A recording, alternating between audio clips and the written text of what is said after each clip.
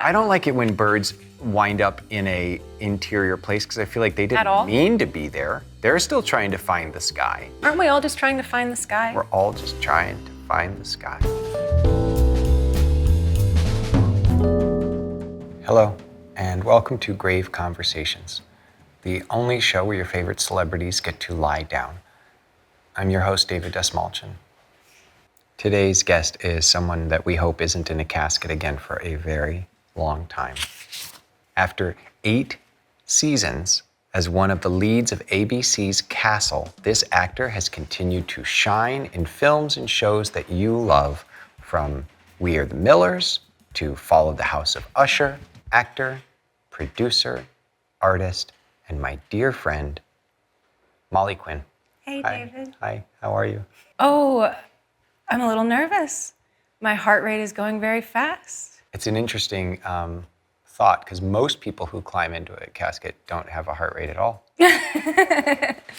It's very fair. And what I love about us doing this together, we've been friends for a long time now, but I get to lay here, have this moment with you, someone who I love and care about, and it's kind of wonderful. There's no wrong way to experience this. I guess that's true.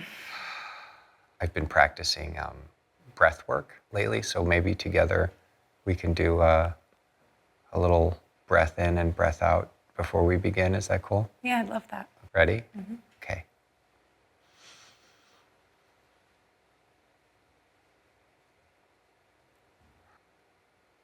Hi. Hello. Thanks for being here. Thanks for having me.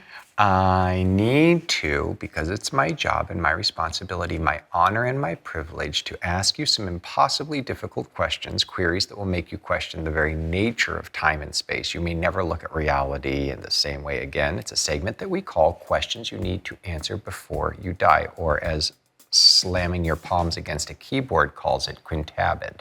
All right, hit me, dog. How long should a water balloon fight actually last?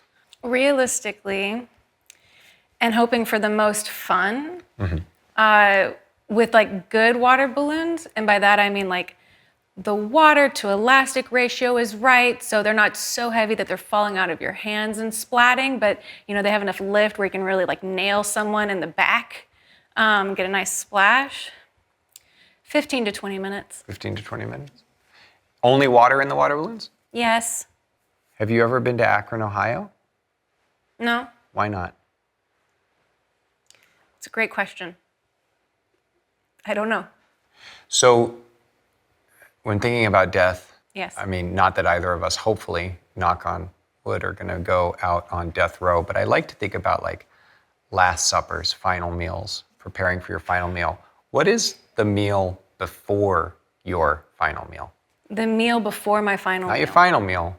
What's the meal before? Do I know that my final meal is coming? Let's say yes. I would love for my husband to make me a ground chicken stew over rice with a lot of ginger.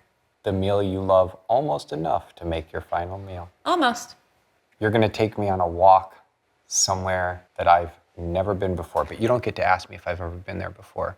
Where are you taking me? I would take you to Copenhagen. And we'd walk everywhere, because one of the most beautiful things about that place is you can. Really quick thought about the question. We're ghosts. You get to take me on a walk anywhere you want, but it's not Copenhagen. Right. Anywhere you want. As ghosts, where are we walking, Mom? As ghosts, we're going to Versailles. Yeah. And we're gonna live there, and we're gonna make all the fountains work, because ghosts can do all types of things. Water ghosts. Ghosts can do kinds of stuff that people don't even realize. Yeah. And that's where we'd hang out. And we'd scare all the tourists.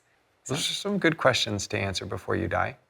I mean, I made it about me because I love you and you're my friend. So I'm like, where are you taking me? Yeah. I should have asked you, what are you going to feed me for the meal before my final meal? Do you know how to juggle? I do not. Why not? I was never given a good teacher. But you were given A bad teacher. Yes. I was given a very bad juggling teacher. There's a movie called Bad Juggling Teacher that I need to write. Yes, go write it. Write it right now. And I'm going to play him. Yeah. Do I get to play Molly? Of course, the student of the bad juggling teacher. Nice. Thank you. Do you feel like I really put your feet in the fire there? Yeah, all my little toesies are burned. They're singed. Good. Is there anything right now, at this moment in your life, that you are working on, dreaming up, creating, crafting, manifesting that makes you feel alive? Being outside always makes me feel alive. But I guess something I'm really happy about is I do a little podcast series called Unlicensed, Season 2. It's out right now. Just recorded Season 3.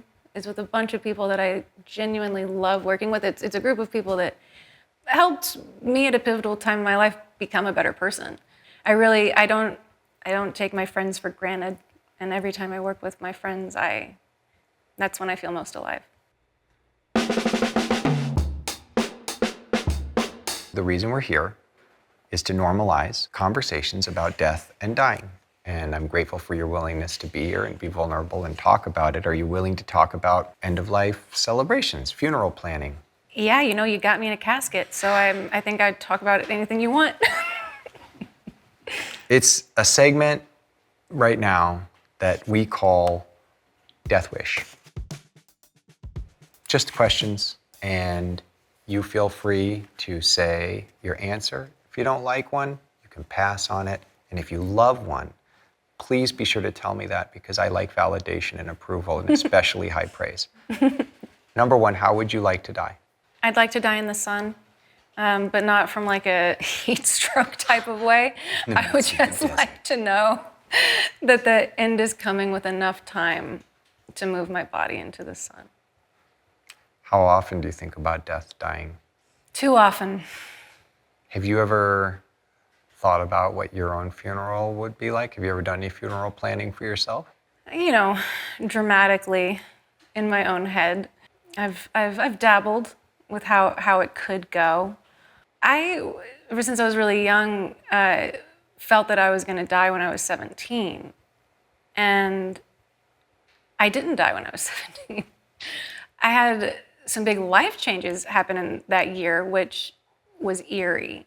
But so every year after, I've really felt has been a gift. What do you think happens after we die? I think we return to the world. I've hoped that. I've hoped that when we disintegrate, that we're made useful by other things, and in that way, some could say we keep going, that there's a little bit of all of us and everything all around us. But I would just like to think that I get to be useful to this world that I've enjoyed so much. Oh no, I love that. To piggyback on that, Yeah. what is you get to pick one thing that you get to be useful to, not to be too gross, but let's imagine the one thing that might nibble some of the grass that was fertilized by the life force Yeah. that you left behind, Totally. or maybe even found your corpse and Yeah. ate it. What is that? Who are we? And it could be anything. Yeah. Who are we feeding? Well, wouldn't it be everything? Like my dream would just be to be left out at like the bottom of a tree, to slowly go in and let all the ants take their little bits, and the bees come down, and then I guess a coyote or a possum would eventually wander around and start getting at me. Coyote for sure. I think Yeah. possums maybe, are they I mean, later, are they it takes a omnivorous? I while think to they're get through a omnivorous. whole person. I'm going baby kangaroo. I hope I'd feed a lot. Oh, baby kangaroo? They're I'm for the herbivores. scavengers. They're herbivores, but there's one baby kangaroo out there that could eat me as I lay upon the step, and then that bouncing energy would be exciting to be a part of. I'll try to make that happen for you. You have to answer one of these three. You may have other options, but just of these three, which do you choose? Buried, cremated, eaten by wolves. Yeah, cremated. Okay. Yeah.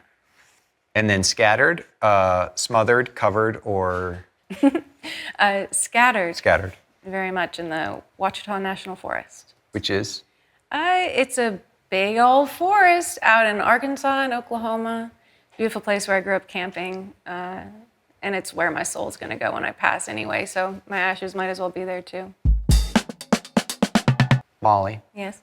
thank you for being my friend. Thank you for being a part of my life. Thank you so much for being here on Grave Conversations. Before we plant this interview in the ground, I do have one final thing I want to ask you to do.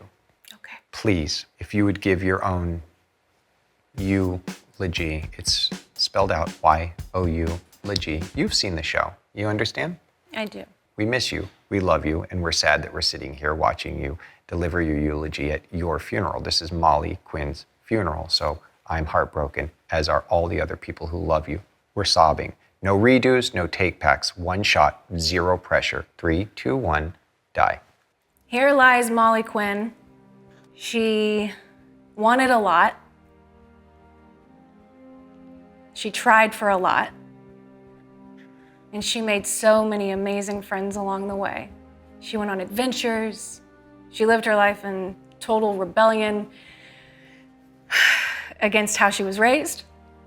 And she was proud of every day.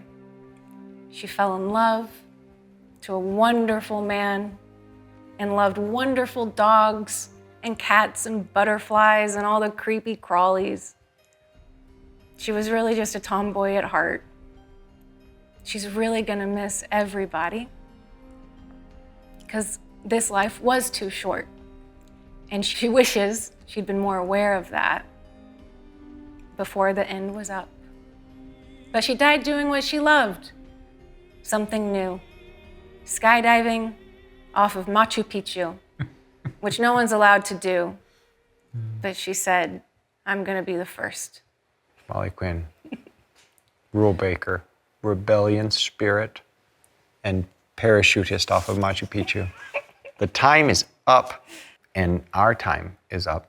That was beautiful, Molly. Thank you. You are a beautiful soul, and I'm so grateful that you shared it with me today.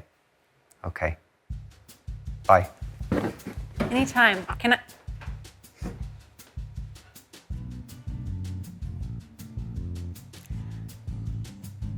I thought. Oh man. Okay. All right.